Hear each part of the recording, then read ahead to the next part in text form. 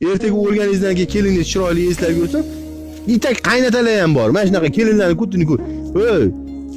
Kallang qurgur, senga yarashmaydi. Erkak kishi unaqa hamma narsaga aralashurmaydi. Onasining ham uyida anaqasini ham o'lchab berargan, bunisini ham o'lchab berargan mayda erkaklar bor. Pensiyaga chiqqan bo'lsangiz, mana anetda ko'chada mana namozga 5 mahal qatnasangiz o'zi vaqtingiz bo'lmaydi. Kitob oling, shuncha payt yurganingiz yetadi. Bo'ldi, tavba tazarruni qiling. Ishingiz bo'lmasin. Bolalarni maktabdan, nevaralarni maktabdan, bog'chani qiling. Bo'ldi, olam guliston. Ertaga o'lganingizdan keyin keliningiz chiroyli eslab yursin.